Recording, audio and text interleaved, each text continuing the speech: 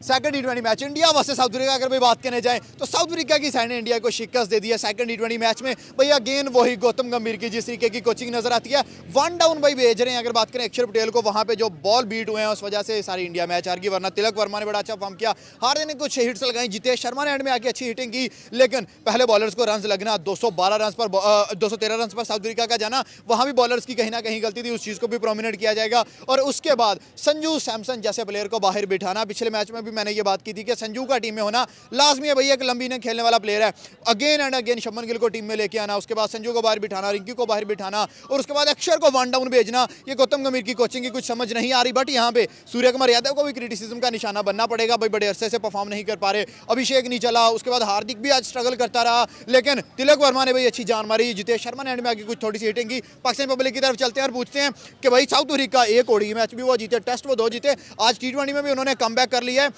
क्या कहते हैं आज क्या वजह बनी हार की? देखिए, सबसे पहले तो आज जिस तरह मैच स्टार्ट हुआ तो हमें ये लगा था कि मतलब सूर्य कुमार यादव ने टॉस जीता है तो मेरे ख्याल में इंडिया जल्दी आउट करेगा इनको। इंडिया की जिस ग्राउंड हाई स्कोरिंग ही था, हाई स्कोरिंग का मतलब 212 नहीं था। इंडिया के अंदर आप खेल रहे हो, आपके पास मतलब प्रीमियम बॉलर्स मौजूद है। आप डिकॉक को देखे, वो 90 करके जा रहा है, जिसको आपने मेरे ख्याल डक पे आउट किया था पिछले मैच के अंदर। तो आपका कहाँ गया वो अर्शदीप सिंह और कहाँ गए? बॉलिंग से स्टार्ट हुआ, मतलब अगर हाई स्कोरिंग का मतलब फिर क्या आपके सामने बांग्लादेश नहीं खेल रही जहाँ पर आप 297 लगवाएंगे या आप जाकर लगा देंगे? कहीं ना कहीं आपको देखना पड़ेगा, फिर आप चेज में जाते हो। इंडिया ये अगर टारगेट चेज होता तो मेरे ख्याल में इंडिया ही कर सकती थी चेज। ये गौतम गंभीर को मैंने ओडीआई में भी क्रिटिसाइज किया था कि ये घटिया तरीन कोच इन्होंने भर्ती कर लिया है। हर्षित राणा था वहाँ पे, हर्षित राणा, यहाँ पे शुभमन गिल है, और गिल की जगह बनती नहीं है भाई। अगर गिल की जगह बनती हो तो आप उसको ऐड करो। और ये देखो, एक बंदा मुसलसल कभी 2 बना के जा रहा है, कभी 0 बना के जा रहा है। मुझे तो लग रहा है बाबर आजम उन्होंने भर्ती कर लिया हुआ है शुभमन की और भाई मुझे तो यही लग रहा है शुभमन गिल की शक्ल में, जो मेरे ख्याल में उसको उसकी जगह बनती नहीं है टी20 में। और मेरी समझ से बाहर है कि गौतम उसको क्यों घुसा रहा है, क्यों उसके अंदर, मतलब उसको लगा हुआ है कि भाई मैं इसको मौका देता जाऊं, मौका। भाई नीतीश कुमार रेड्डी आपके पास है, आपके पास जसवाल है, आपके पास गैकवर्ड है, आपके पास संजू सैमसन है, बड़े बड़े प्लेयर मौजूद है। टी20 में वो अच्छा प्ले करके दिखाएंगे, लेकिन समझ से बाहर है कि क्या मतलब आप सोच रहे हैं। भाई शुभमन गिल को आप टेस्ट में भी खिला रहे हैं, टी20 में भी खिला रहे हैं, ओडीआई में भी खिला रहे हैं, मतलब क्या वो सटिया गया है? मैं तो ये कहूंगा कि भाई गौतम गंभीर को ये समझ ही नहीं आ रही कि भाई वो किस मुर्दे पे जा रहा है। चले मुझे थोड़ा सा ये दे दे कि पाकिस्तान की क्रिकेट में हमने पॉलिटिक्स देखी थी, क्या उनके क्रिकेट में भी अब आ रही है? आज आ क्या रही है, बल्कि आ चुकी है। देखिए वहां पे भी मुझे वो ग्रुप बंदियां नजर आ रही है, कोई गौतम गंभीर को सपोर्ट कर रहा है, कोई गौतम गंभीर को नहीं सपोर्ट कर रहा है। आपने देखा विराट कोहली और रोहित शर्मा के अगेंस्ट जो है वो गौतम गंभीर कैसे वो क्रिटिसाइज करता दिखाई दिया। भाई वो ही बंदों ने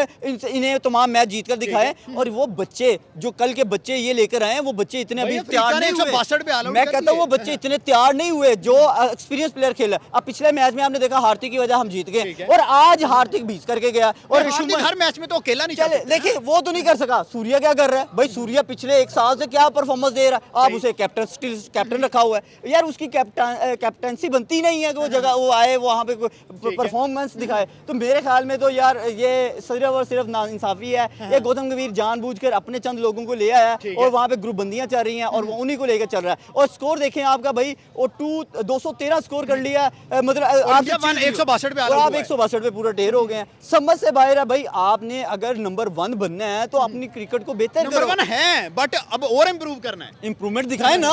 अब गौतम गंभीर अगर ऐसे काम करेगा तो कभी भी नहीं आगे जीत साथ एक स्टेप आगे जाते हैं, 2 स्टेप पीछे आते हैं। समझ से बाहर है ना। ये स्ट्रेटेजी पता नहीं कौन सी स्ट्रेटेजी है, कौन सी प्लानिंग है जो जिस तरीके से ये लोग खेलते नजर आप देखें टॉप ऑर्डर अभिषेक शर्मा से लेकर हार्दिक पांड्या तक आ जाए तो बड़ी स्ट्रांग है, लेकिन उसके अंदर रीजन क्या है, गलती क्या हुई? अक्षर पटेल का वन डाउन आना, वजह क्या? वो भी पूरा पावर प्ले, बॉल बीट हुए हैं सारे, पावर प्ले वेस्ट हुआ है ना आपका। अगर उसकी जगह तिलक वर्मा आता, जो 2-4 बॉल्स उसने खेलनी थी वो सेट होता, उसके बाद वो कितना अच्छा खेल के गया है। उसको आकर प्रेशर के अंदर इनिंग खेलना पड़ी। अगर आप उसको 8-10 बॉल्स दे देते सेट होने के लिए, हो सकता है वो 100 की तरफ जाता और आपका टारगेट जो था वो हो सकता है चेज भी हो सकता था। उसके बाद शुभमन गिल की बात कर ले। शुभमन गिल इंजरी से वापस आया है, क्या जरूरत पड़ गई आपको उसको ग्राउंड के अंदर उतारने की? आपके पास संजू सैमसन पीछे बैठा है, आप जायसवाल को क्यों नहीं स्क्वाड के अंदर लेकर गए? जायसवाल अगर ओडीआई खेल सकता है तो मेरे ख्याल रिंकू जैसा फिनिशर बाहर बैठा है, संजू बाहर बैठा है। यही तो बात है ना। आप देखें हार्दिक पांड्या ने पिछला मैच जितवा दिया, आपको हर मैच उसने तो नहीं जितवाना, आज भी वो एफर्ट करता हुआ दिखाई दिया। लेकिन अगर आप इतना प्रेशर बिल्ड कर दोगे में आके फिनिश कर सकते हैं 150 रन अकेला तो, तो यही बात है ना। अगर एक तरह से टारगेट सेट कर दिया गया और एक बंदे के ऊपर प्रेशर डाल दिया गया, आप अंडर अगर 100 जो है वो आपके 5 आउट 6 आउट हो रहे ठीक है। हैं, तो फिर आप हार्दिक पांड्या को बोलो कि वो नहीं खेल के गया, तो आपके टॉप ऑर्डर कहाँ था? सर आपकी तरफ भी आते हैं। अभिषेक शर्मा 2 मैचेस में 2 फ्लॉप, शुभमन गिल दोनों में फ्लॉप, सूर्या दोनों में फ्लॉप, पहले में हार्दिक चला, आज तिलक वर्मा ने बहुत अच्छी इनिंग खेली, जितेश ने आज रन किए। क्या कहते हैं आज के मैच में मिस्टेक कहाँ से हुई? क्या अक्षर को ऊपर भेजना सबसे बड़ी मिस्टेक थी? क्या संजू को बाहर बिठाना सबसे बड़ी मिस्टेक थी? क्या वजह? आप देखें कि संजू को उस बच्चे के साथ ज्यादती हो रही है। आप देखें कि उसने एशिया कप के अंदर आपको परफॉर्म करके दिया, फाइनल में भी उसने रन फाइनल में भी करके दिए, तो उसकी बदौलत वो इंडिया मैच जीता है, निकाला है मैच उसने। आज देखेंगे अगर संजू होता, मुझे नहीं लगता था इंडिया इतना, जैसे आज अगर साउथ अफ्रीका इंडिया के घर में आके खेल सकता है, तो वाई नॉट संजू सैमसन क्यों नहीं खेल सकता? ये वो चीज थी। और दूसरा ये पॉइंट था कि आपने कुलदीप यादव को किस बेस पे निकाला हुआ है भाई?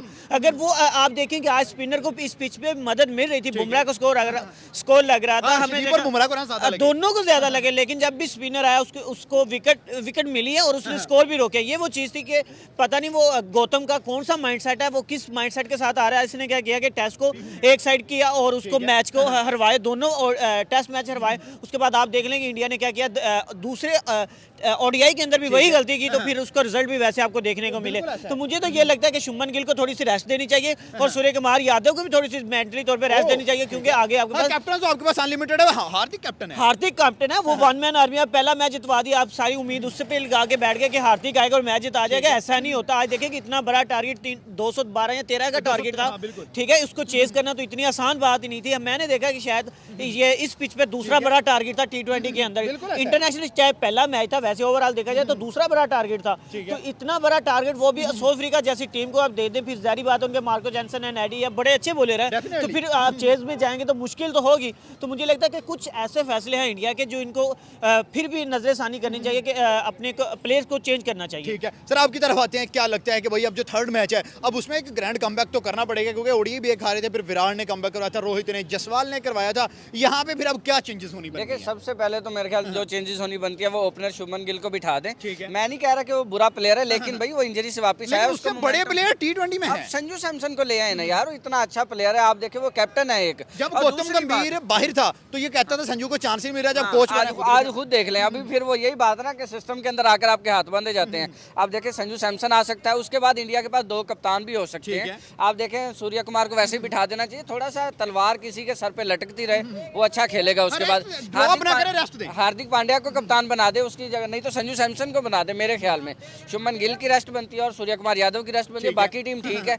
और कुलदीप यादव को भी किसी ना किसी फास्ट बॉलर की जगह पे आना चाहिए, ताकि इंडिया जो है स्टेबल कमबैक कर सके। ठीक हो गया सर, आपको क्या लगता है क्या चेंजेस जो है अब रिक्वायर्ड है? क्योंकि आज साउथ अफ्रीका ने एक अच्छी परफॉर्मेंस दिया भाई, 213 रन किए हैं बोर्ड पे। आप देखें कि साउथ अफ्रीका की टीम T20 की आप हल्के में नहीं ले सकते, ना फाइनल उन्होंने भी खेला था, फाइनल उन्होंने भी खेला था, और टेस्ट की टीम को दोनों को हल्के में नहीं ले सकते। वो टीम है जो अच्छा स्कोर करना जानती है।